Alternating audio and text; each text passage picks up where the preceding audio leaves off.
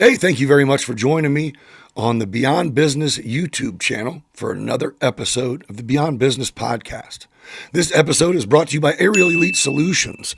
When it comes to drone technology, no one does it better. From solar inspections to construction monitoring to live event coverage and real estate showcasing, AES brings the sky to your side with unmatched quality, precision, and speed. Reach out to flyaes.com to elevate your business today. Midwest Lightning Rods. For over 9 decades, they've been protecting homes, farms, and businesses from one of nature's most destructive forces. When lightning strikes, they make sure you're covered the right way, the safe way. Contact MLR at lightningstrikes-weprotect.com to see how you can become part of the community protected by MLR. Support local, trust the best. Aerial Elite Solutions, Midwest Lightning Rods. Excellence from the ground to the sky. Now let's jump into today's sit down with my new friend, Eric Hector. You're going to like this one. I apologize for my voice. It'll be back. Welcome to Beyond Business, where stories come alive. With guests from every corner, we're ready to dive. New episode every 5 days, new voices to share. Laughs and insights, we're all in this affair. Beyond Business, come take a seat. Join the conversation, it's a journey that's sweet. Life lessons learned and laughter from the heart. With every episode, we're making a start. Thank you for joining me on another episode of Beyond Business. Today, joining me is someone that I'm going to sell him a little bit short, and we're going to get to know from there because he just told me, and I already forgot half of it. No, but this is a guy who's doing some big things here locally, really creative mind, really creative guy. Eric Hector, who's also a professor at Millikan. But beyond that, he's doing a lot more than just teaching kids. So thanks for joining me, man. Oh, thanks for having me. This I is appreciate awesome. it. Appreciate you. So let's go first. How old are you? Oh my goodness, I try and forget. I am 57, I believe. Are you here or were you from here? I was born here. I went to school here. I did everything here. The only time in my life that I've lived away from here for any point in time, I lived in New York City for 3 months when I was doing my college internship. I did my college internship at Marvel. I was the farthest person they'd ever taken away for an internship when I did it, and that was when I was doing my undergrad work at Millikan because I was a Millikan student. Okay. But all the rest of the time went to Mount Zion schools, lived in Decatur my whole life. Okay, so when you got out of high school, what kind of student were you in high school? Were you like a jock, a nerd, a hustler, I don't know. I made my own group of friends, basically. Cool. I had everybody. I had a lot of people that, write me to this day and talk about how much fun we had in school. We Really? kind of did our own things, made up our own stuff, and we were very creative. A lot of us were into comic books and stuff. Yeah. During my last year of high school, I actually opened a comic book store. My dad and my grandpa were like, yeah, if you want to do this. So I opened one of the first ones of those to the point where people were like, they would come in. It was on 121 in Kings Plaza. I know where you're talking about. It was right by a dance studio at the time. It said the comic store. And people would come in and go, what do you sell here? Comics? What else? Things that go with comics. Yeah. Before the Big Bang Theory and people knew what a comic book store was. Right. I had one in 86, just as I was coming out of high school, and then through 87, 88, and then I sold it. That's cool, though. Yeah. Did you sell it for profit or just sell it to keep it alive? I sold it for profit because I sold it in enough money to pay my grandpa and my dad back, who were the investors in it. And then I took the rest of the money while I went to Richland, then I went to Millikan. And throughout my college career, it was like, you have to keep paying me until you pay me the rest. And until you pay me off, I get one of everything that comes into that store for free. So he was very, wanted to pay me off. Yeah. And it added to my comic book collection, which I had a huge comic book collection from owning a comic book store. Do you still have it?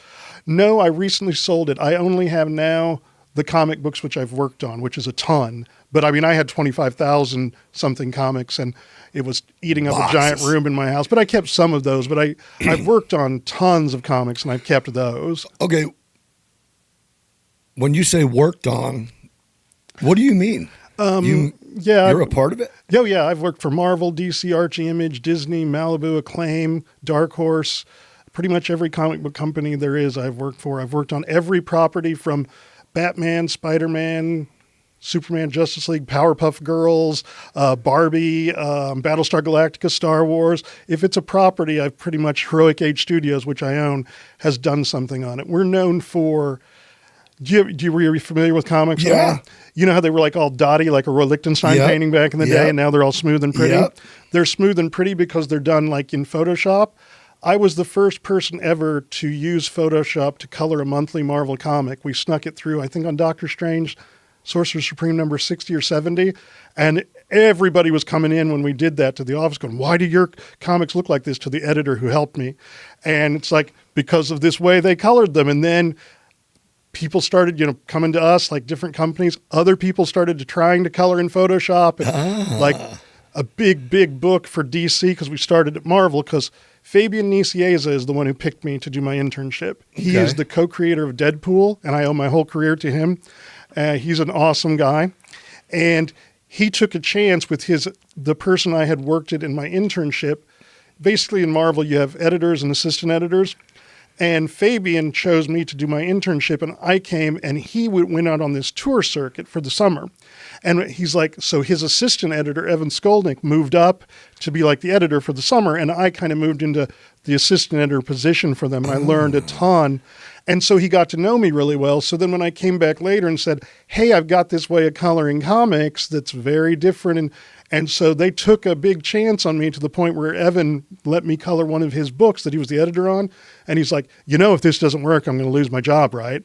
And I'm like, it'll work. It'll work. Right. And it worked really well. Then other people started trying to use Photoshop because it's a program. People could learn how to do it. Sure.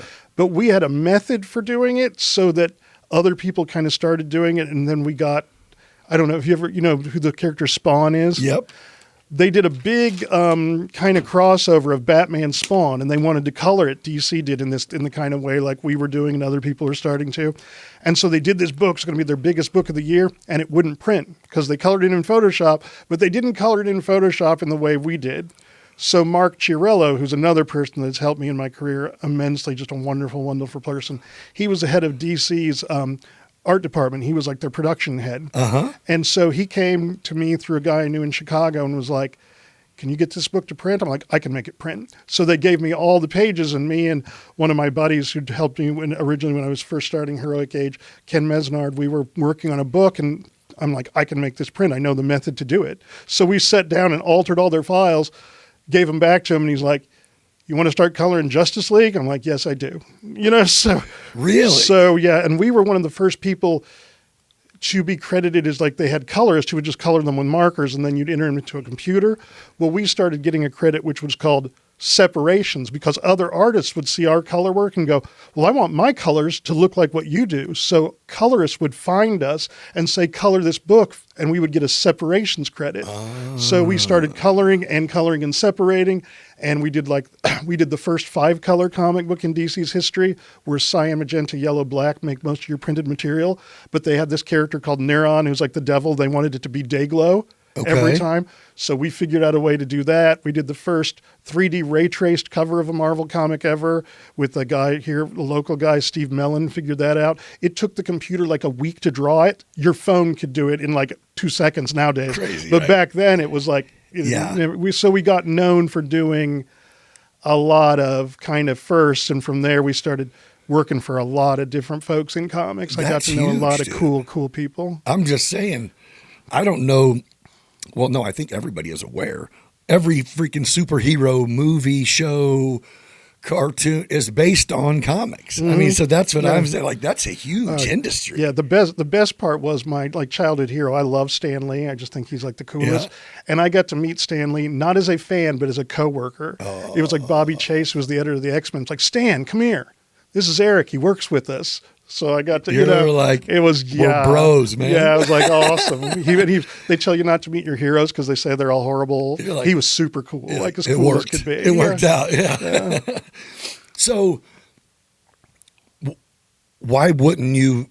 Okay, so you still are in that industry. I don't really work in comics anymore. What I did was Dark Horse. I don't know if you're familiar with Dark It Horse. sounds familiar for some reason. They started out kind of like in small films. They did like Dr. Giggles. Then they did, like, I think it was called Time Cop with Jean-Claude Van Damme. And then they did The Mask with Jim Carrey. It just blew up. We were doing they had this big Star Wars book and some stuff that they wanted done in a specific way. They had an in-house coloring thing, but their extra work they gave to us, but one of their big important books they gave to us, which was when George Lucas did a thing called Shadows of the Empire. It was the first time he'd let anything besides the Star Wars movies kind of happen, and a couple books, But we did that adaptation. We colored that. So we got to know the folks at Dark Horse. They had toured, like the 15th person hired at that company toured Heroic Age when I had it in Mount Zion on a corner.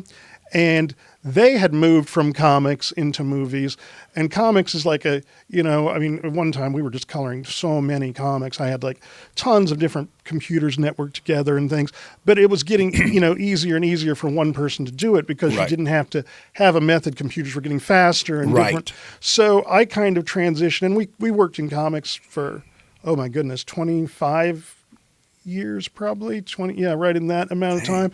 And then kind of transitioned into video and film. A person I know, Tim Lynn, who I met while I was doing these things, became like a cinematographer and an editor I work with. So I will like write, direct, and the two of us together kind of produce. And then we went from doing everything from television commercials and corporate videos to producing other people's films, because what I wanted to move into is taking characters and things that I had and moving them into movies. So we are basically Heroic Age Studios is a full service. Currently. Right, yeah, currently. We are in Mount Zion. We're full service. I mean, any kind of thing you need that would be production of any kind, from if you need a logo, if you need a full movie made, if you need a corporate video, anything. If you need illustrations, I do illustrations, storyboards. We're a full service company that does anything you want. That's great. And so what happened from that is I was looking for a place to be able to make films. So we bought the old Mount Zion grade school, and I wanted a place big enough to build a soundstage. So the gymnasium allowed me to have a place that was big enough to build a soundstage. It was you own that now? Yep. And actually, got businesses there, right? Yeah. It's got the upstairs. I was like, well, let's turn the upstairs into kind of like all the classrooms into art collectives. So like anybody who needs a business, startups, people who have ideas. I knew Gizmo. Oh, I know Gizmo. Oh, yeah. Yeah, he had like the shoe. Yep, exactly. Upstairs. What is it called? Just Kicking It. Yeah. Yep. Yeah. So I've got for the first time in a long time, I have an open spot. So if anybody out there has got a business that has kind of an art feel, anything to it, we've got photographers, we've got a painter, we've got Laura Webb Photography. She's been with us since the beginning. Okay. Wonderful photographer. We've got Kickstone LLC. They print T-shirts. We've got Zach Garrett's Musicians Foundry, which also has a recording studio in it, which also has music lessons, so anything musical we have. We've got Lyle Salmi, who was a Millikan instructor for quite some time, just retired. Oh, some creative minds. Yeah, huh? He does painting. He's got a painting studio. We've got Gene Tanta's Found Art Studio that has a full painting printmaking studio. We've got an entire salon with nails that do all the beauty work, because all that works well for making movies. Like we went upstairs at one point because we had the downstairs for making film, and we'd go up like, I need some hair done. Have you made films there? Yeah. This film that's coming out. Let's get there. Yeah, let's get there. Yeah. I'm gonna not interrupt this part, but yeah. So tell us, the 20th, September 20th, is the premiere. Yes, it will be the world premiere of Trick and Treats here in Decatur, September 20th. And this is a movie that you wrote, directed. I wrote it, I directed it, and I'm one of the producers. We had a lot of really great producers, but it's basically I wrote it and directed it. Yeah. And it's all shot here. It is all shot in this area. Almost all the interior shots were shot at our soundstage, but we went and got exteriors, but all in this area. Where did you get this might be a dumb question. Where do you get talent? Where do you get actors? Well, I got... is it like you get online and... No, I get... Well, some of them I did do some online things. Or go to Millikan, I guess. Well, I've got... All my people are professionals. I've got Malcolm McDowell, who is Alex DeLarge in A Clockwork Orange. He's the guy that killed Captain Kirk. When I wrote Trick, he is the voice of this pumpkin that those kind of pumpkins that kids carry. It's got a good side and an evil side. Yep. This is a really freaky one of those. This is in the movie. Yes. Okay. And he is the voice of this pumpkin. And we got him of course, from LA, but I just went and had him record all of his dialogue. Sure. So we sat and put it together. Gary Busey, we flew in for it. So he was in the soundstage parts. I've got actors from LA, So Chicago, is it, like animated, or is it? No, it's a live action film. Yeah. Oh, it is. Okay. Yeah. It's basically, I just give you the overview of it. Sure. Yeah. Have you ever heard the nursery rhyme, Peter, Peter, pumpkin eater, had Sure. a wife, couldn't keep her. Yep. So he put her in a pumpkin shell. There he kept her very well. Yep. The trick is, how many pieces would you have to cut your wife into before she fit inside a pumpkin? It's a pretty dark film, but then so that's what's called an old world nursery rhyme, because it was done in Yeah. I mean, it's a new world nursery rhyme, but it was done in the 1800s in America because they didn't have pumpkins like in Europe. Right. So I did some research and we put some stuff together. So we kind of do this 1800s flashback. They let us go to New Salem and we shot all the exteriors there. We had to haul in 2 tons of dirt to cover the asphalt and everything. And I had like $11,000 worth of lights up for just a few minutes in this film. Really? And we had a horse and buggy. Dr. Carl Luthen, great guy out of Springfield. He rents horses and buggies for movies all across America. Horses, buggies, old Western stuff. So we have this 1800s thing about Peter, Peter, pumpkin eater. And what it is he thinks his wife is possessed by a demon. So you know how jack-o'-lanterns are supposed to scare a demon, away? So he hits this huge pumpkin and he's trying to suck the devil out of his wife. Gotcha. But he can't do it. So he ends up and he has to cut her into pieces and put her into this pumpkin. The pumpkin crunches down and the demon takes over the pumpkin. And that's Malcolm McDowell. And the pumpkin's name is Trick. Okay. And so then it flashes forward. And so all those interior shots, we rebuilt. The people at New Salem gave us the blueprints. In my soundstage, we rebuilt the interiors, shot the exteriors there, shot the interiors in my soundstage area at Heroic Age. Oh, at so the Art you're Center. for real? Yeah, I mean the guy who This is helped impressive, the dude. guy who helped us set up the shell for our soundstage, like that we were going in and out of. His name is Jim Betts. He was the head of a department at Paramount. He worked on Wrath of Khan. He worked on, which is my favorite movie of all pros. time. He worked on I think Forrest Gump. He worked on everything. Pros. Yes. Oh Yeah, yeah. yeah. And he's got one of the placards from the original Enterprise because he worked on like most of the Star Trek movies down in his basement. He retired here. He was in retirement when The Informant came here, and they pulled him out of retirement to work on it again. Oh, and he helped us. Matt Damon? Yep, Yeah, that was yeah, there. yeah, Yep, yeah. yep. He's a great guy. So we built that set there. Then we deconstructed it and built a modern day bar there because you flash forward after that nursery rhyme, and sitting on this bar is a tip jar, and everybody thinks that tip jar is the demon from Right. that's from the old story. Right. So it's like they've got a tip jar there and it's a biker bar. These kids are out, like these college kids are out hanging out on Halloween bar hopping. They end up there. One of them accidentally gets killed.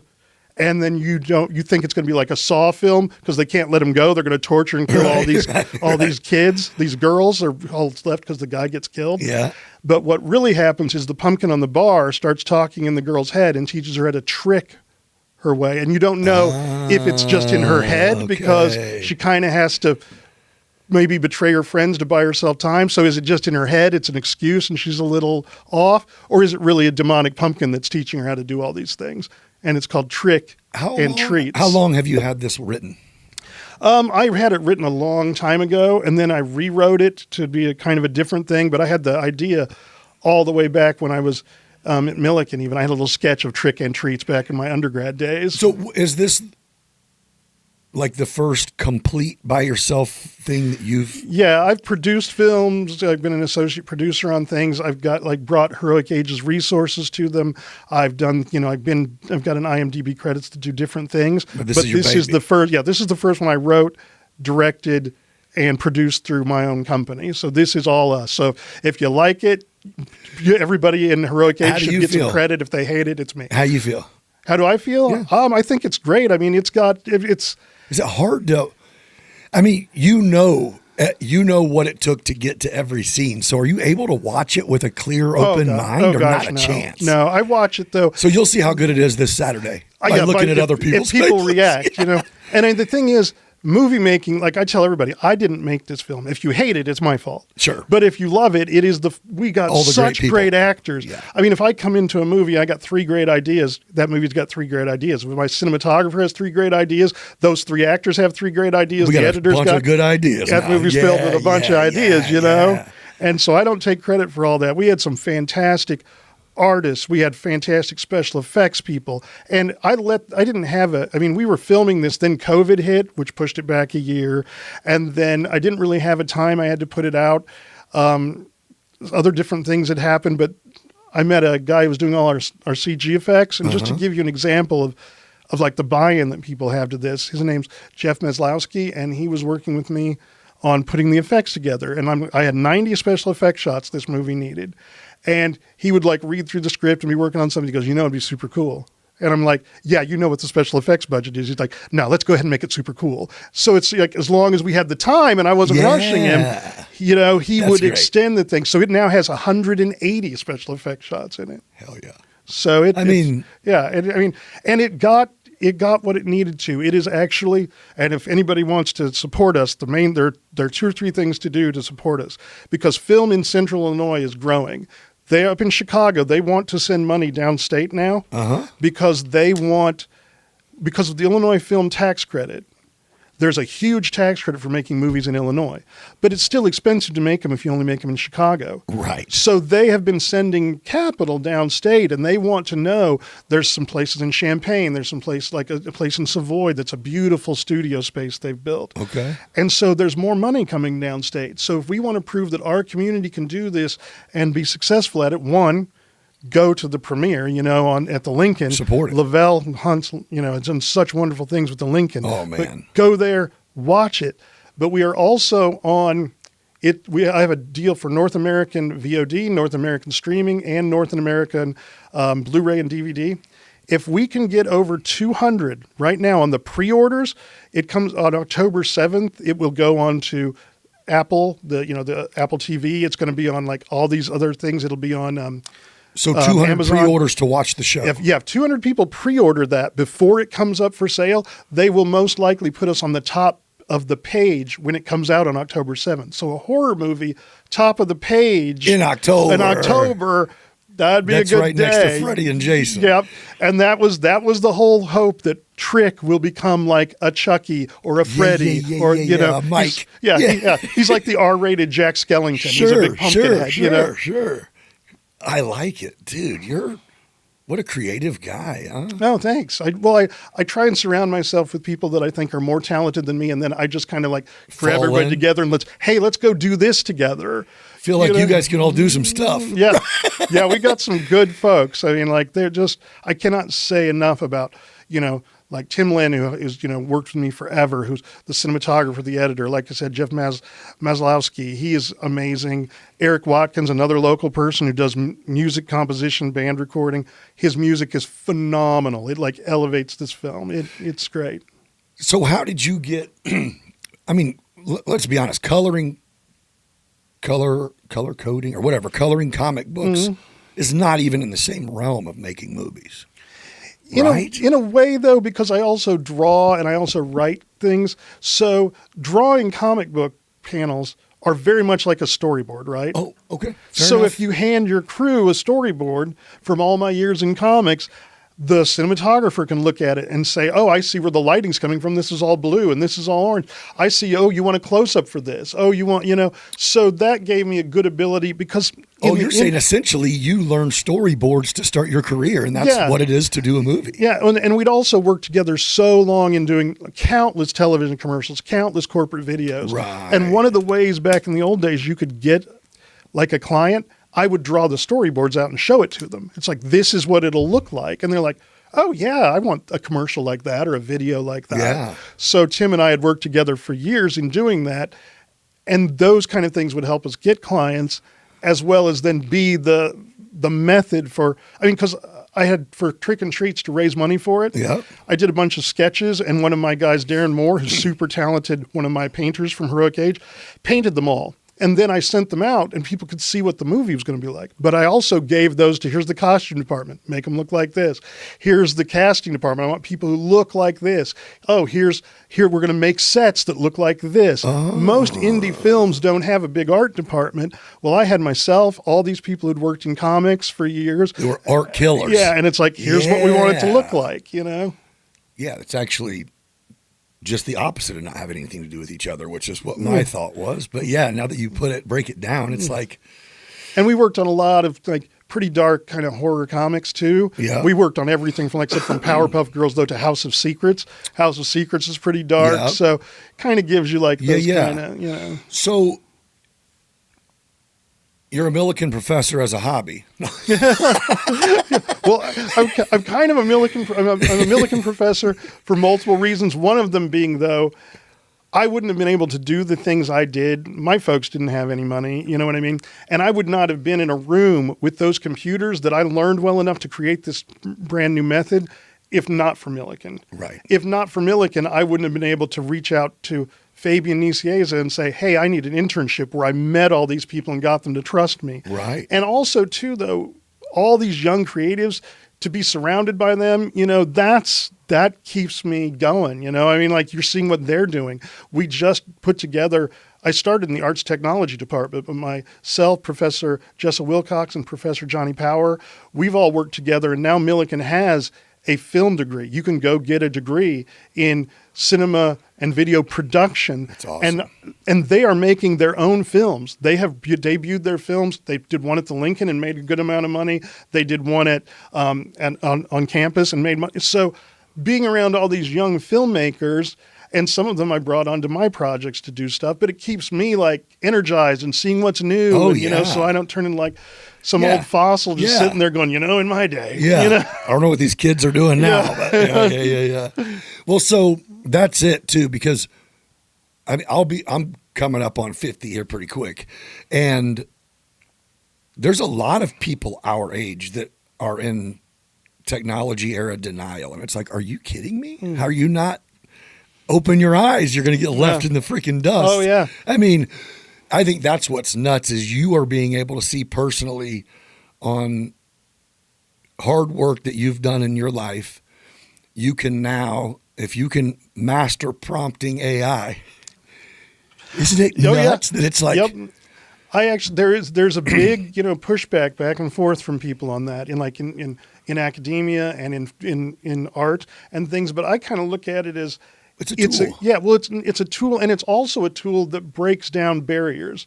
I could not have done comic books until like a program like Photoshop came out, and they had been doing this old way this whole time, and I was young and went, here's a new way of doing it. Right. And so it put some traditional colors, but it also gave other kinds of colorists work. Right. And then the camera we have a red Epic Dragon camera. We were one of the first people ever to buy a red camera. Like Steven Soderbergh had one, and we were on a waiting list. Peter Jackson had one. Ours was serial number 1,000 something, and Tim Lin was ahead of the curve saying this is where cinema's going to go. Our film is shot on the same kind of thing you'd shoot, you know, like a major $100 million movie. Yeah.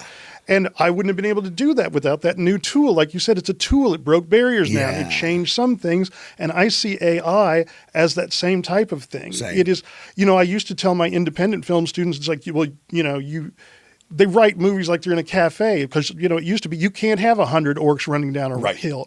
Right. Now you can. Yeah, now you Now, can. if you've got the best idea, it's not whoever has the most money wins. You're right. Whoever has the best Creative idea wins, because you can still, integrate live action into that. That's crazy. You know, like we're working on some things just to kind of play around. Now, Trick and Treats doesn't have any AI in it other than some AI like audio sweetening and things. Sure.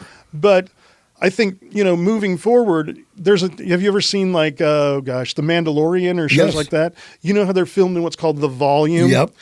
We don't, like an independent filmmaker isn't necessarily going to have the money to rent the volume like these students and things. But I believe there is a way, and we're going to, because I'd like to try and do new things, and every part of my career has been a new thing. We're working on an idea now where we're going to try and make an artificial volume using real actors and AI. We're going to shoot kind of so AI would be doing the background plates. Yep. AI would be helping us make some of the models that the people are in. Yes. But they'll have actual costumes, be actual actors. We'll be moving real cameras, but we'll be using things and we're just going. That's just like a test to see what we can do with it. Whereas, then.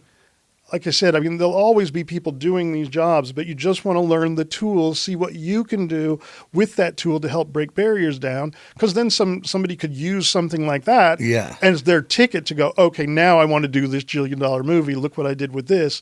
Oh, yeah, we trust you. Come on in, Dude, I'm so glad you came in here, dude. Oh, I'm happy to be here. I mean, this is cool. I've never met someone like you. Oh. Does that sound shitty? No, I my mean, wife you were says like, that all the time. Yeah. No, I mean, dude, you're on fire. You're a creative mind. So my no experience, no nothing, but like what I am extremely passionate about is like filming is huge. Oh. I'm a professional drone pilot. Mm-hmm. I do FPV videography. Oh, nice. Mm-hmm. And you know what I mean? Yeah. And so, that's just like the whole, I mean, at least in my world, it's like what I do with the drone is probably 30%. It's what you can do with Premiere Pro. Oh, yeah. That's what makes you know what I mean? Oh, yeah. But to bring something that's not even that cool and make it cool because of what you know how to do. Oh, yeah. Drone stuff is awesome. I mean, that's so neat. Yeah. Yeah. Well, in the future, if you ever have a need, cool shots, whatever. Oh, definitely. Yeah. I mean, there's often people reach out to me who need drone stuff. We did some drone work one time where we went all around the country. Okay. We followed a whole place. It was exciting. That's because what you do, like drone work, is exciting. Sure. Because like we were out on we're in Louisiana. We were on the Mississippi anyway. And they had so many ships coming this way and so many barges coming this way. And they're only going to do it once. And they've never had this many barges crossing. And we had our drone programmed to that if it got out of our control to go back to where it started. Land. But we were on a boat and we were not where it landed. So we had to be on a boat following while this thing happened. And we had to catch the sunset coming down while they both went across. And if it got out of control, it was just going to fly back and drop into the middle of the river. So perfect. And landing it on like this little boat we were on that was like as big as this carpet here. And it's fun and it's exciting. So people like you who have those skills and those nerves that can make that happen are super valuable. So I got asked last summer, I get contacted by a motorcycle club out of Chicago and they go, hey, we're having our 10th, I don't know, or celebrating 10 years or whatever the hell I'm trying to say, up in Chicago, people coming from all over the world. Oh. And I go, okay. And they go, we're going to be going to every landmark in Chicago that you could imagine. Wow. They're like, we're stopping at, there's a memorial right across the street from Soldier Field. There's like a war memorial. So they were going to stop there. They were going to go to the fountain. They were going to go to the Bean. They were going to go to the observatory. And I go, okay. And they go, well, we're going to be lines of 100 bikes everywhere we go. Holy smokes. Can you film us? And I go, absolutely. Nice. So I go, here's my only problem, right? This is Chicago. And I don't know how familiar or how much you remember, but you can't park in Chicago. Yeah. Like if I have to get there and jump out, it's not happening. Yep. Dude, the head guy of this motorcycle club, I get there the night before, and it was one of those deals where when I sent him the pricing, it was broke down to where it was two of the nights are, I'm going to pay for it or you're going to pay for it, lodging. And they were like, no, we got a whole hotel rented out. So kick that off. Well, I get there and the dude comes up and goes, what kind of car are you in? And I tell him and he goes, got flashers or anything? I go, oh yeah. I got a digital thing on the back saying drone pilots, everything. He goes, send me a picture of it. I sent him a picture. He comes back an hour later, said, anywhere in Chicago, pull up anywhere you want. Pull up on a curb, anything you want. Nice. And I did. Oh, wow. It literally was like, if I'm at a stoplight, it was Legion of St. Michael's Law Enforcement Motorcycle Club. Oh, there you go. Yeah. Yeah. So I'm like, oh, I'm cool. Yeah. So it would be like I'm in traffic. I'm obviously you can't dictate Chicago traffic. So I'm literally trying to beat a group of 100 motorcycles to everywhere they go, and then they leave before me, and then I have to beat them to the next spot. Man. But dude, it was so cool. Oh, yeah. It was so cool. That's awesome. It was a lot of just aerial shots, but then I got to where I was set up, I had a little bit of time.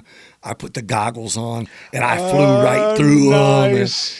So at the end, yeah, it ended up, obviously it's not, I mean, it's, it's not cheap for them. Oh, yeah. But it was really cool. Oh, yeah. I mean, I I sent bet them you some got shit some that they were awesome like, stuff. what? Yeah. Yeah.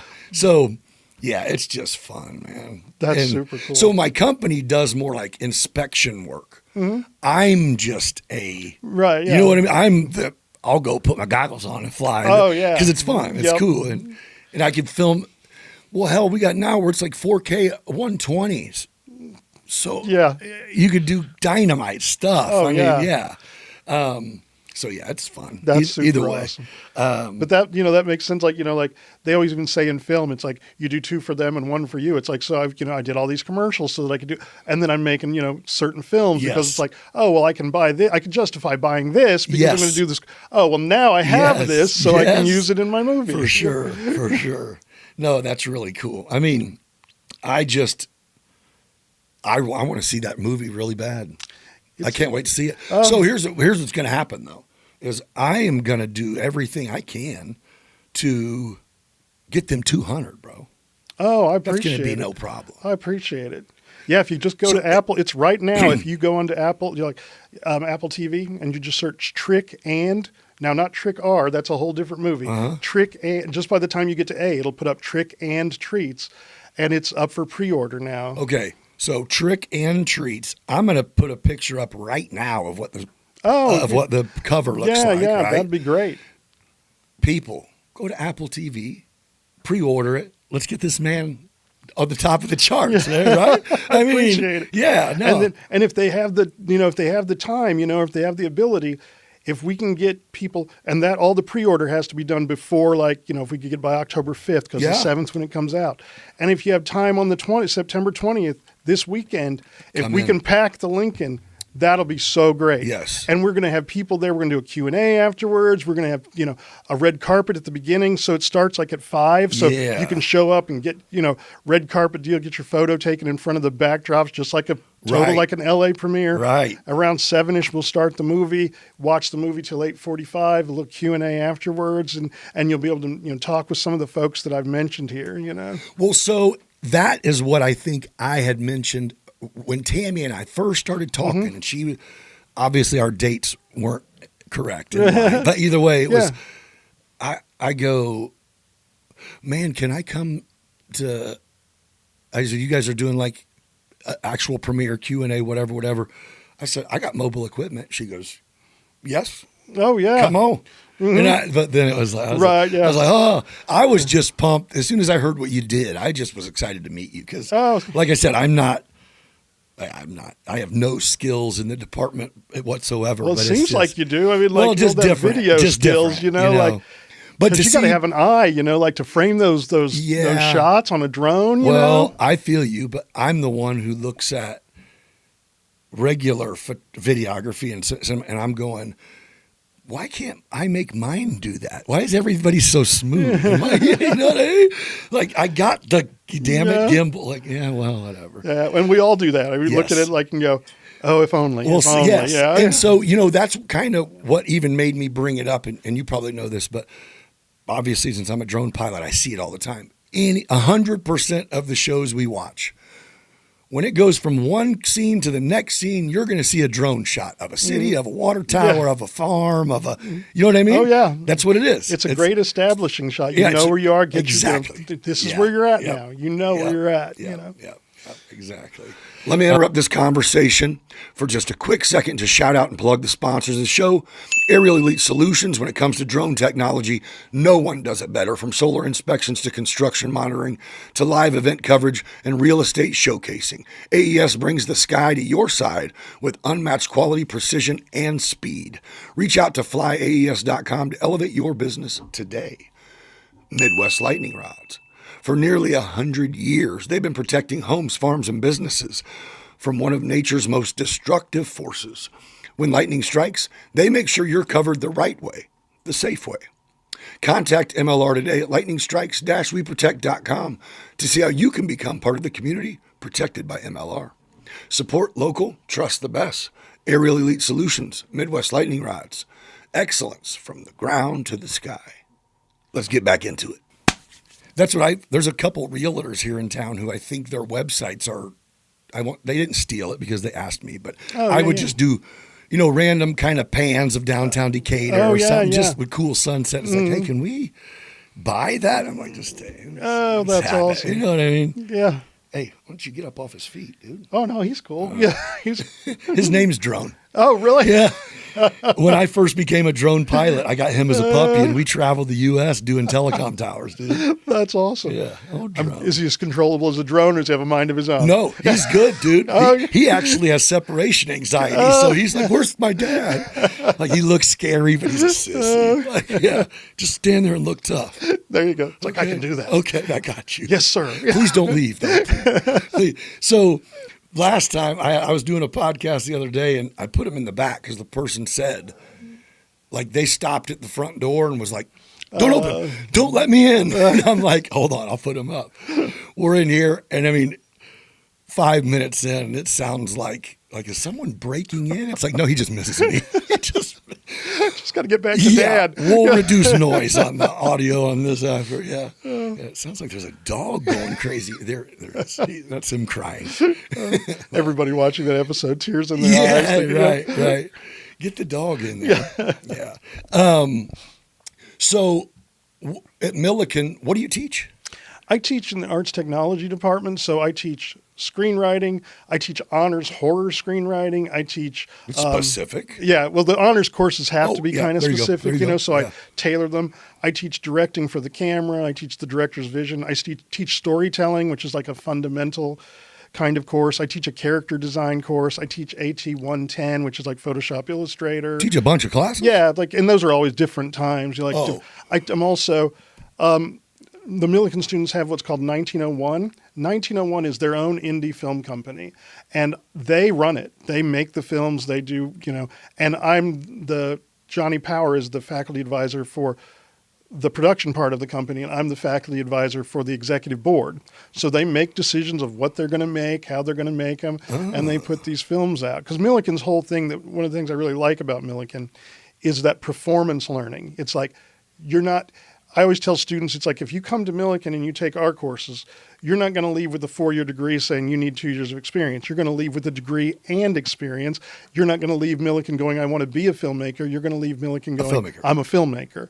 And that was totally borne out by the fact that in students, like in the summer, like film students want to go to all these, independent films and start getting their teeth wet working on their sets and stuff. And our students do remarkably well on those. So we've got a student right now who was just helping in, that studio I was telling you about, Flyover. Yep. They went and helped at Flyover Studios and got moved up in the grip department, and they were working on a movie with Bryan Cranston. We've had ones where those students would go out during the summer to these indie films, like not big budget like that one was, but even on these indie films, and you'd have students from all sorts of different colleges, and they're all like, why do all the Milliken students know how to do this stuff?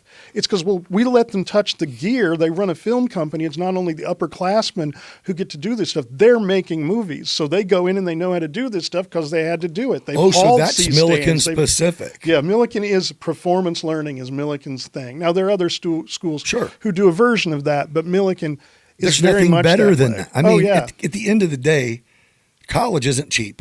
No.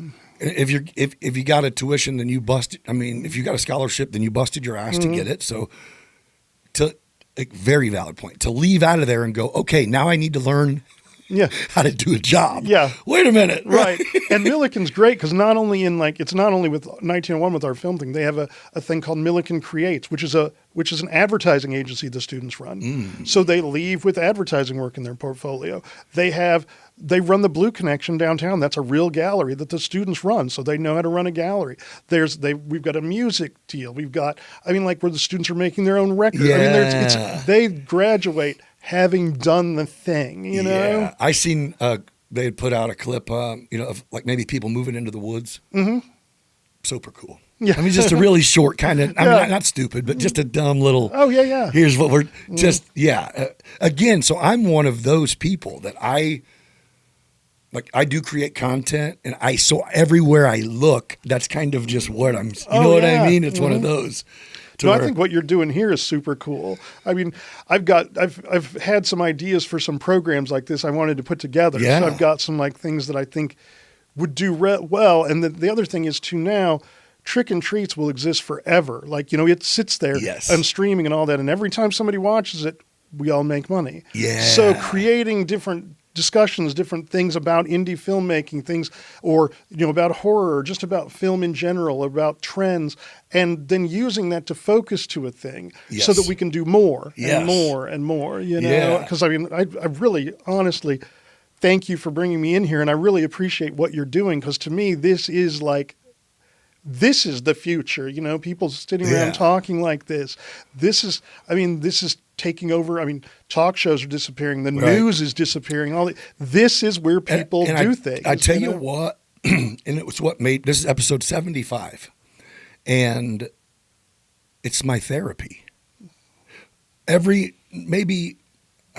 not knocking. If you think the bad thing I'm going to say, if you were a guest, this is not about you, but. Not always do I get it, but once in a while I get someone like you. I only say that just because it's like I'm on fire. You know what I mean? You're passionate, and I love it, dude. Because I got one of them. I've been an entrepreneur my whole life. My brain doesn't ever stop. You know what I mean? I got a notepad on my nightstand. This is how we roll, man. Yep, I can tell by the way you talk. But it's kind of like, those moments where I go. My real life is kind of being people's boss. And that's, it's not that, it is what it is, you know? Yeah. So I kind of started this on a whim, and I was inviting people in that I've known my whole life. Mm-hmm. So it was like, what are we going to talk about?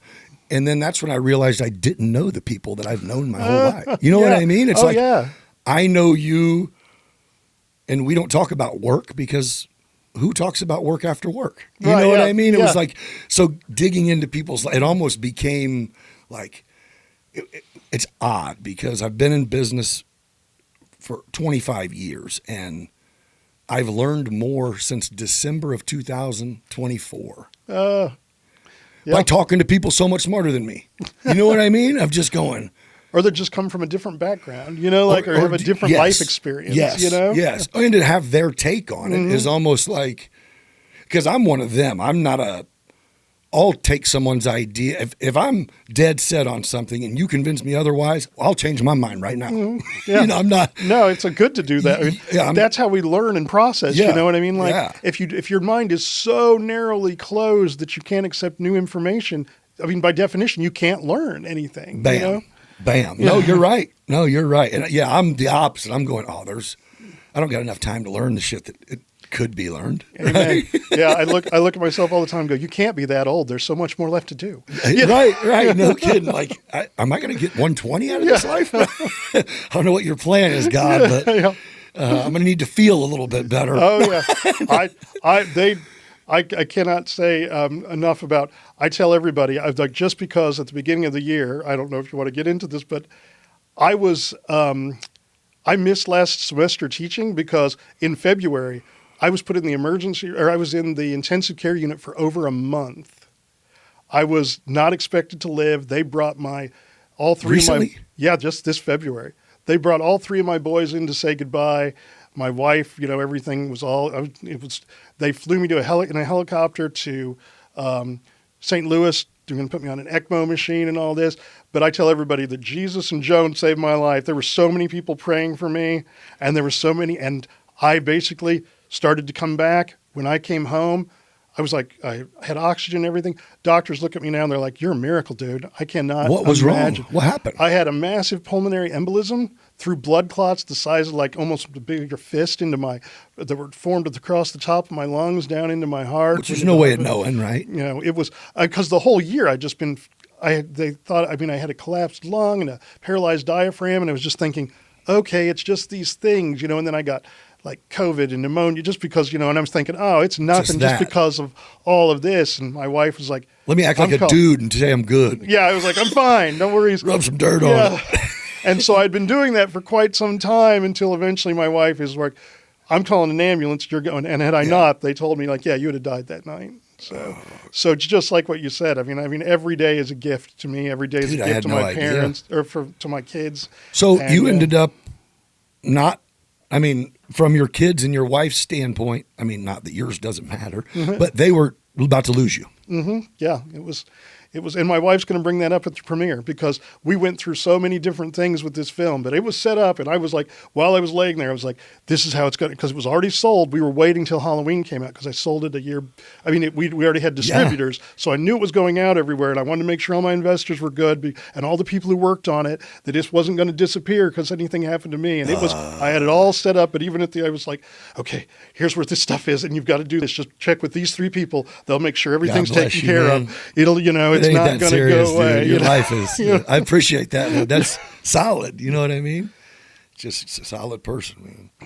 Well, golly, that's scary. Yeah, it all worked out great. So I mean, I cannot complain. Now you're good? Mm-hmm. Clean bill of health? Yeah, they're just going in, you know, it's whether or not they actually even think some of the things that happened before might have been taken care of. They're going in next week to test. They said my diaphragm might even unparalyzed and my lung may have reinflamed. You know, I mean, they're just.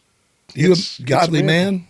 I do believe, yes, I do. Yeah. I do. I would not be alive if not for the prayers of people. Yeah, it's and crazy I am how that now works, alive. right? Yep.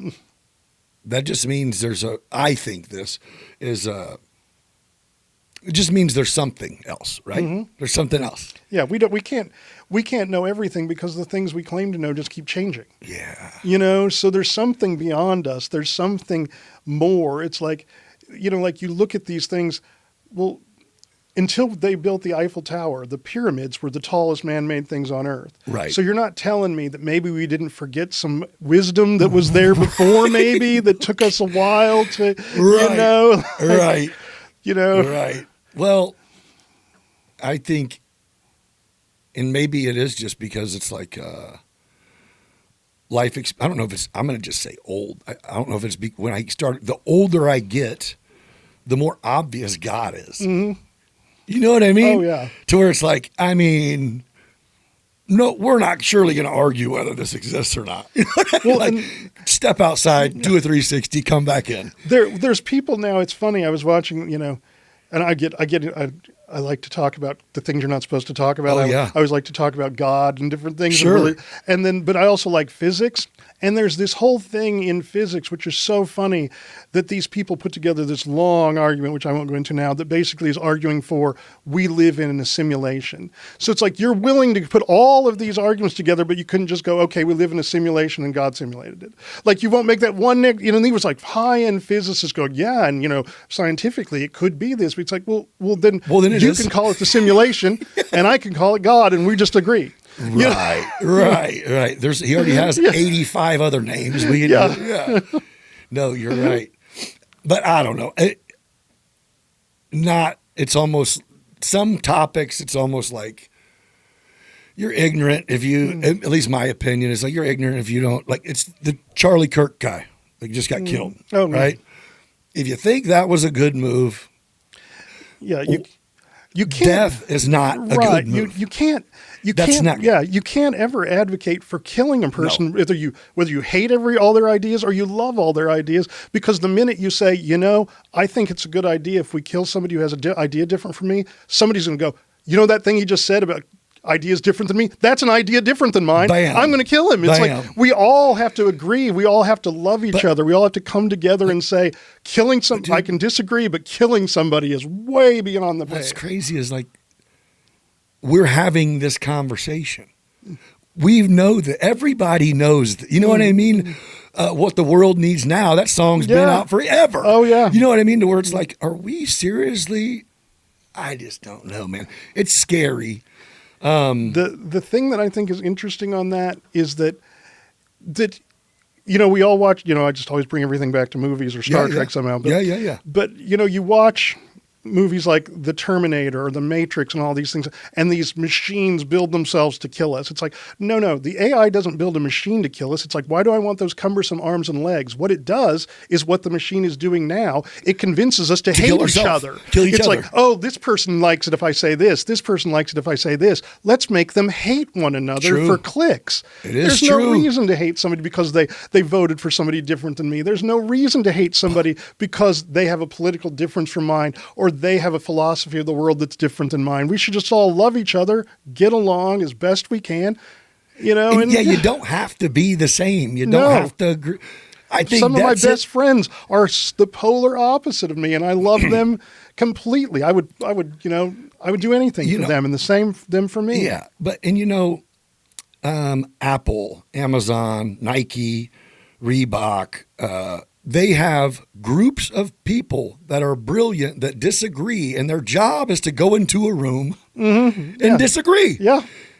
You know what I mean? It's like that is having different mindsets is productive. Because especially if you go into them, like we were just saying earlier, if you go into them and everybody's open-minded, you know, and it's like, okay, I don't agree with this and this and this that you said, and I probably never will. But this one thing you're on really, something. Right? And one of the things I did when you first start teaching at Millikan, one of the classes you do what's called service classes, you know, where it's like it's not your discipline, but it serves the university. Sure. And there's this cool class called it was university seminar. They've retitled it now. Yep. But what it was about getting students to think in a university level of just thinking, you know, like just open your mind and think. So what I would have them do, because my background was entertainment, we would find issues in entertainment that there were obviously two sides to, like pro and con.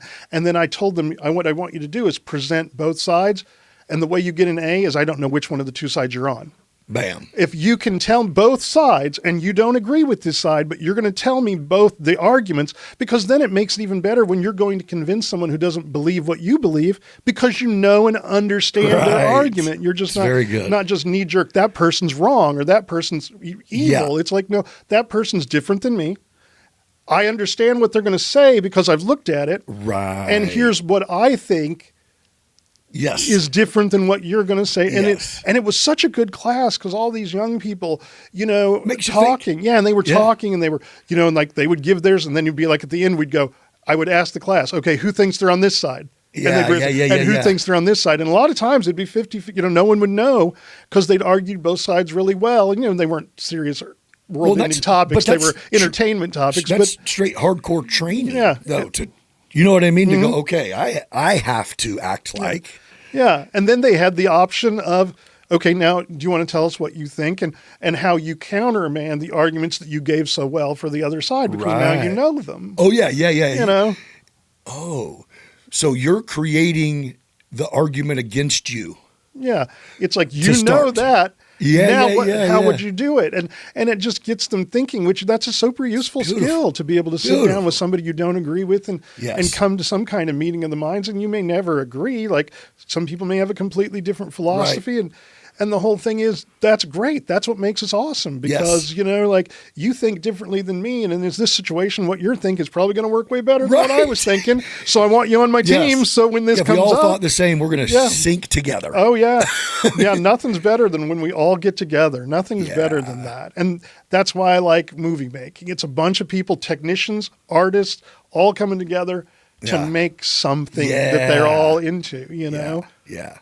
So, again, forgive me if this is a stupid ass question, but when you say indie film, what is indie? Like indie? Independent, like independent. Yeah, indie is like independent. It doesn't have a studio behind it. Yeah. Independent. Oh, no. It just doesn't have a major studio behind it. Oh. So, like, even though my films have Heroic Age Studios, I'm not a major production company. You know what I mean? So you'd still be independent? Yeah. So we're an indie film. So, but I still manage to get bigger talent. I manage to have and I own my own like just to rent the studio space we built that in would have taken a normal film from here to here. Just to rent my camera, which I already own, would have taken a normal. Right. So it looks much more expensive than it is.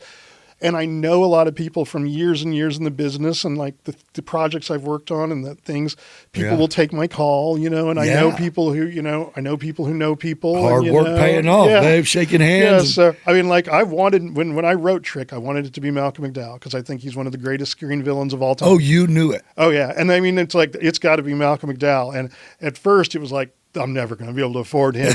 But through like different connections of people and helping me, we got him. I mean, it's like, So for a film like this, do you go and literally like raise money to do it? Yeah, I have investors. My dad and my dad and mom invested, of course. Yep. I invested, but then outside of that, we have a ton of really great, I mean, we've got, I don't know if my investors want me to say their names on It's this, okay, but we have some really great people who Right. invested. But if you go on IMDb, it lists their names. As Okay. the executive producers gave so much, and then our regular producers gave so much. But you sell shares in it, and then so they'll be the same ones who, Though as if long it- as it gets watched forever, if it makes then money, you'll. yeah. Every time a dollar comes in, they get part of that dollar. Every time a Okay. dollar comes to me, now the So how theater does it takes work? part of it, and like Yeah. the streaming service or the VOD service takes part Yeah. of it. But anytime a dollar comes to me, those people invest to get part of that dollar, depending on how much they invested. Oh, so the whole idea is the more options you can have for people to click on Apple, Yes, the more people than that, and then my investors will be happy to invest again. And I'm always looking for investors. So if anybody out there, Yeah. I've got 2 or 3 more properties that are coming up, and this one will be When you much say faster. properties, like movies? Yeah, I've got like several that I've written that I'm looking for different people that might be interested in. Of course, all my original investors have rights to invest, but I also want to expand that. So if there are And people what that kind are of interested, what kind of change does someone have to put up to get involved? I mean, are you talking? What does an investor drop? $5,000, $10,000, $1,000, $20,000? No, this is different for different projects, but I generally try and hit some kind of number like $30,000, but I will sell halves. Gotcha. So 15. You don't want to go much smaller than that because at that point, which I'm going to do as well, that's the crowdfunding mechanism. Gotcha. So I can still crowdfund, which I'm going to do after Trick and Treats comes out. I want to do kind of a reverse crowdfunding because how like people crowdfund movies, but Yep. they say, here's just an idea I've got. Yep. I'm going to go watch Trick and Treats if you want to see the sequel. Here's your crowdfunding thing. You're not taking a risk on me whether I can make Trick and Treats 2 or whether you'll like Trick and Treats 2, Right. which would be called Trick versus Treats instead of Trick and Treats. If you like it and you like the thing, then you can. So you're not like taking a big gamble. Is it written? It is. The Trick versus Treats is in my head. I have not sit down to write it, but I have 3 other screenplays that are written for different types of projects. I have a Christian film. Okay. I have a dark action comedy that kind of falls back on some comic book roots I have, but it's kind of a dark action comedy. I have a supernatural romance like Ghost. Okay. Except it's a different supernatural element. And then I have Trick versus Treat, but it's not fully written. It's just a sketch script because I want to see how people respond to this. But the idea, I could probably write it in 3 months. It would be done if people are interested. Oh, so going in, you got you're the one who you can build a budget of what it's going to take because you know the numbers, right? Yeah. So if you know you need $250,000 and you need this many investors. Yeah. Okay. You kind of figure it out. Like my team, like a screenplay, every page is a minute of screen time, more or less. And then I know I want to make a 90-minute feature.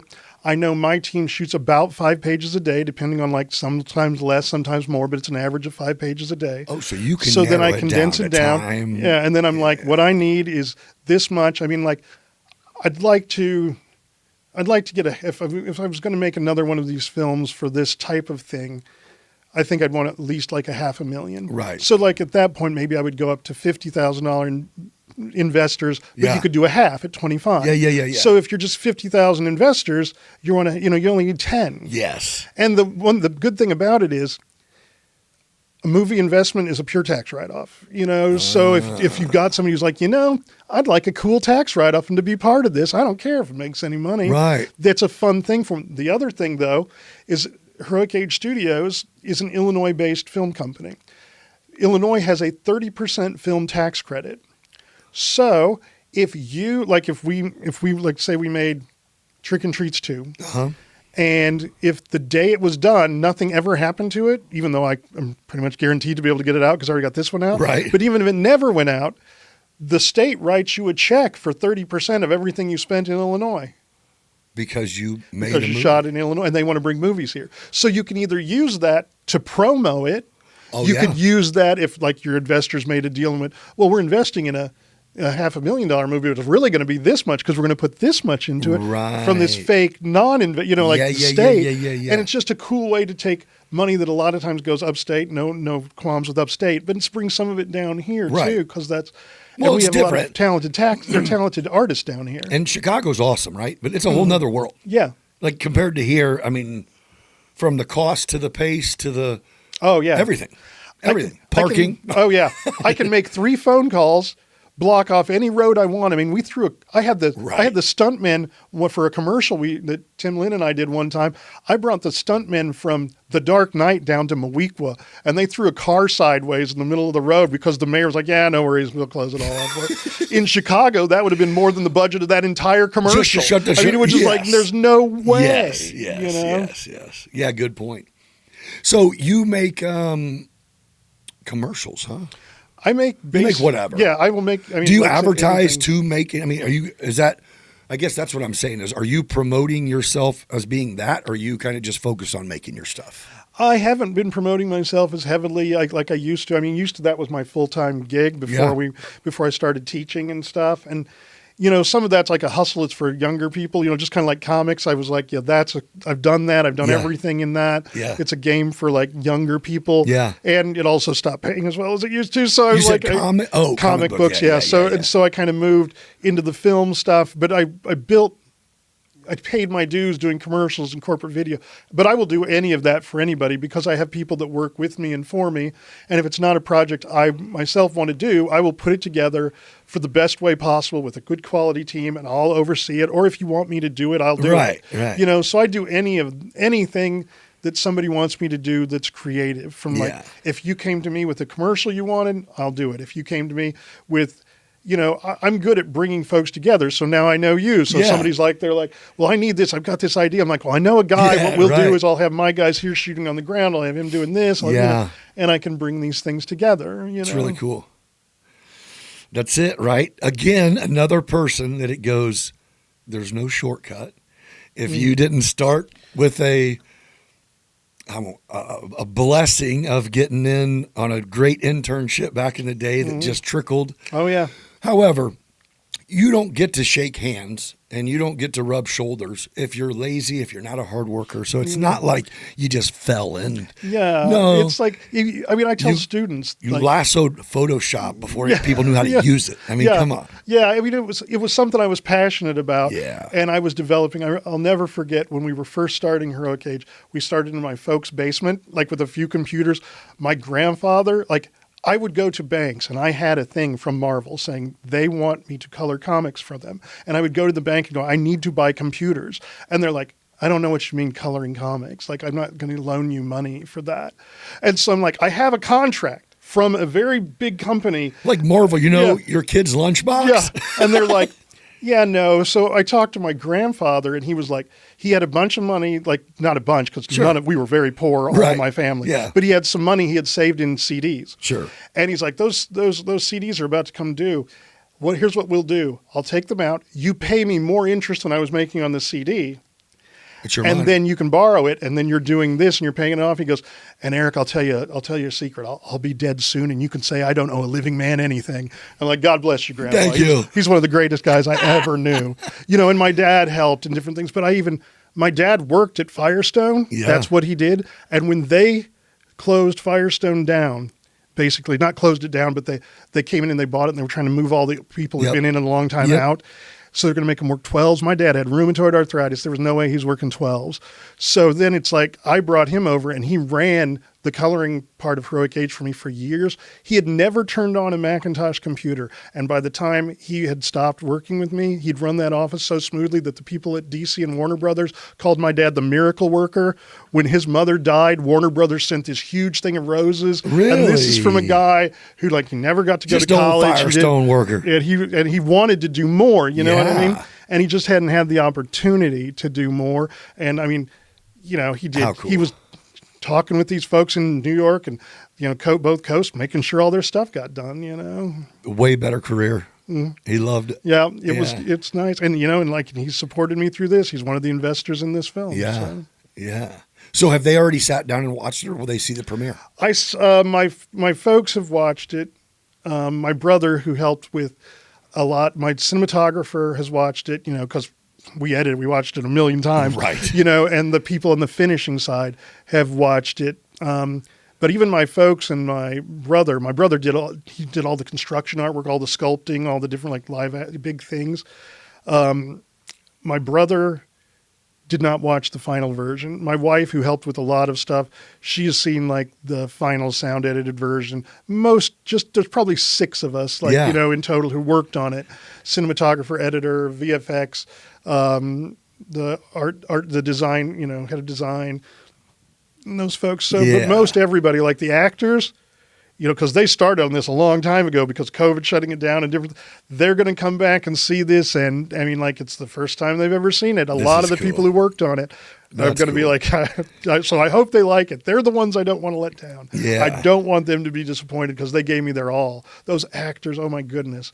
The 3 girls in the 3 main girls, I'm just they had to cry and weep and do all these things. It. Oh yeah, they were fantastic. Heck yeah. Well, dude, I'm pumped for you. I can't wait. I'm going to have to wait till the 7th, it looks like now, but I promise you this, I will be pre-ordering it and I'm going to do everything that I can to get that 200. That should be no problem. Awesome. 200. Yeah, I really appreciate it. The things I'm always looking for is, if they can go to the premiere, great. If they can't make it to the premiere, if they can pre-order the VOD on Apple TV, great. If there are creative people that are just want to support things, the Art Center, which is above our studio space, I'm always looking for tenants, people who want to put things in there. Yeah. So I've got, one open space. So those are my the outreach things, because you never know who you bring in there. I mean, so many of the people who came into the Art Center ended up working with us. One of them ended up being one of our executive producers, with hair and makeup. Yeah. It's a network, man. Yeah. It's the more people we can bring into there, the better. So if you need a small space and you're in the arts of some sort, which can be twisted around. Oh yeah, it can be just about anything. Yeah. I mean, that seems creative. Or, Yeah. If you're not busy on September 20th, is it start at 6 and the showing's at 7? Is that it starts at 5 if you want to show up, but that whole window of 5 to 7 when the movie starts is just red carpet, getting your picture taken, people hanging out. So you can show up as early as that. Yeah. And you just buy your tickets at the Lincoln, but that's for the whole thing. You could stay all the way to the Q&A, but if you're just I just want to see the horror movie part, I'm not really interested in who made it, you could still show up closer to 7, watch the movie, and then go, I don't even want to see the Q&A, but you can stay for all of it. Yeah. And I mean, for the people who haven't been there, it's not, I mean, it's a movie experience too. They got the best popcorn. Beautiful. You're going to actually have a movie experience. Oh yeah, that place is amazing. Yeah. What Lavelle has done there is nervous? amazing. Or pumped? I'm under the gun to get all the stuff I need to do done before it happens. Because I'm thinking of trying to have some T-shirts there. I'm getting step and repeats, or just little last minute things. So I don't really have time to be nervous. What I mean? Yet. Yeah.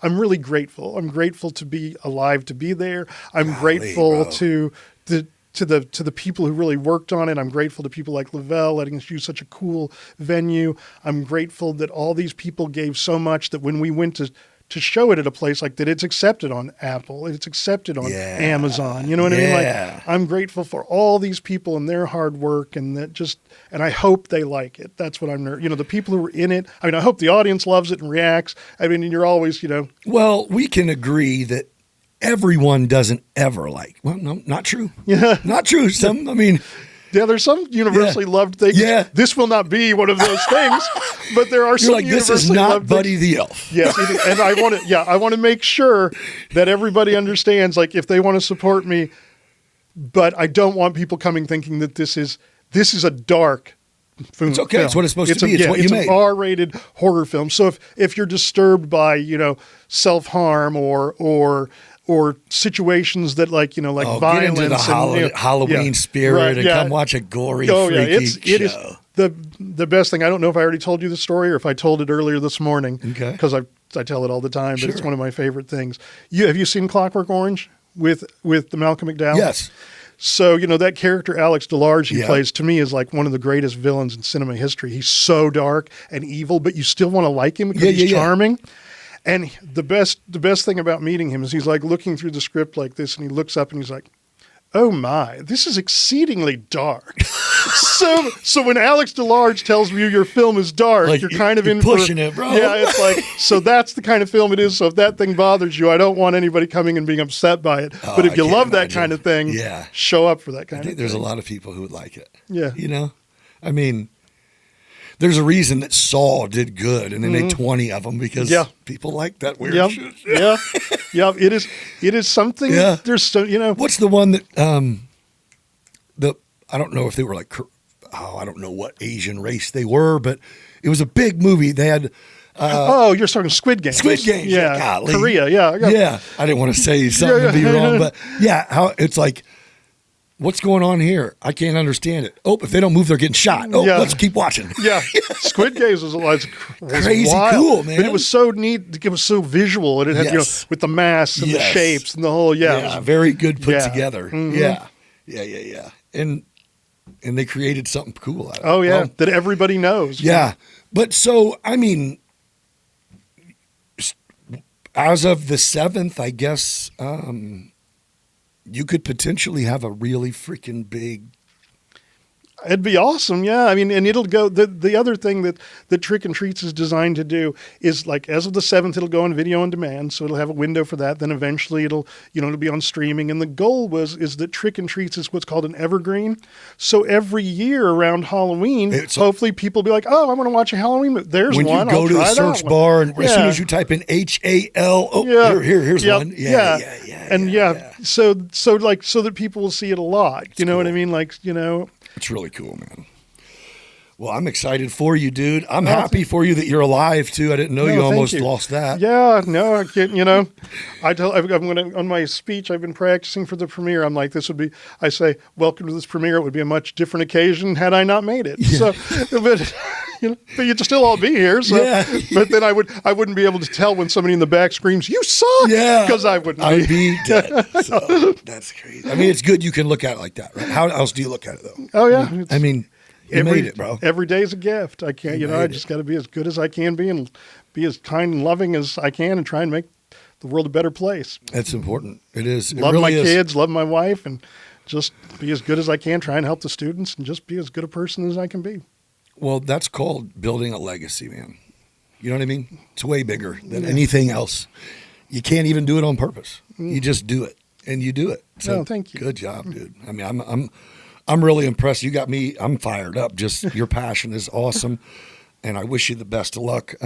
Thank you.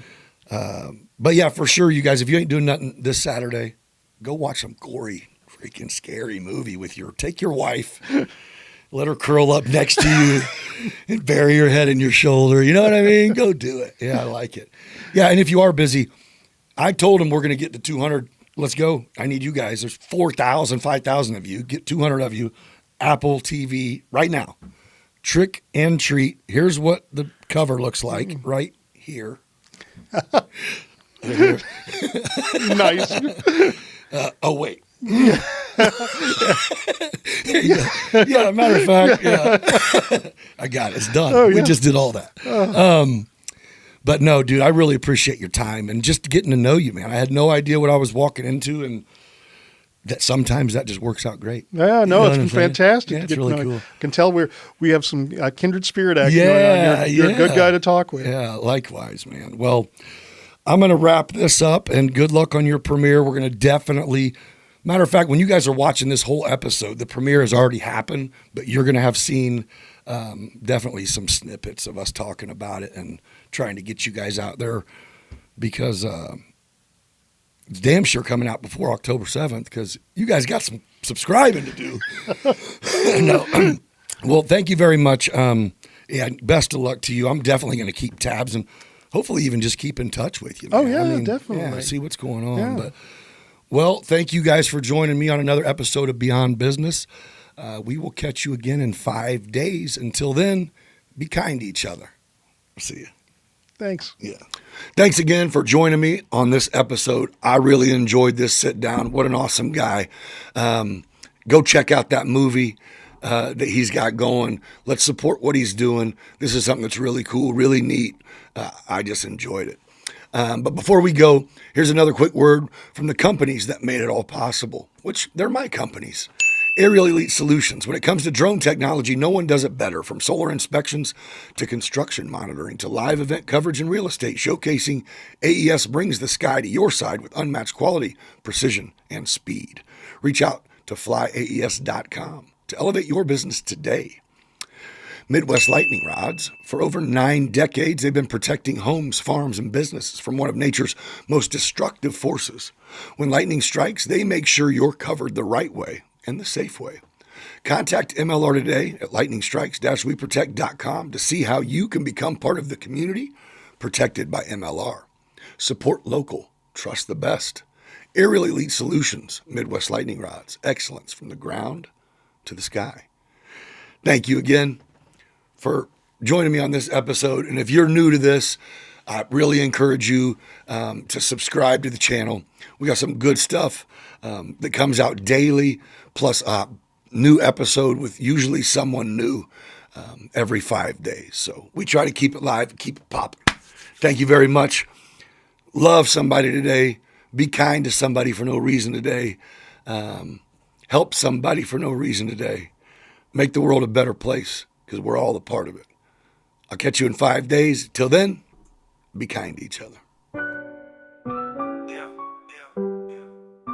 Beyond business. Yo, we on business. Yo, we out here hitting that grind. Podcast vibes, letting loose, unwind. Next on the mic, yeah, he flexing with pride. Meeting dope souls, taking you on the ride. Talking about life, not just that paper. Doing it big, ain't no time for a hater. People yap behind his back, but we rise like the sun. Gather round, fam, we just having some fun. Beyond business, it's a vibe, feel that thrill, getting intimate. May even get your heart filled. Meeting the legends, those raw and real. Digging deep thoughts, show you how to feel. From the block to the boardroom, we making that move. Beyond business, baby, yeah, we got the groove. Shout out to the hustlers, the real street thugs. We all eat together, no need for the shrugs. Yeah, you blessed with the gift, determined to thrive. Nick's breaking it down, keeping that fire alive. Let's go deep like the ocean, no bluff. Beyond business, baby, we can't get enough.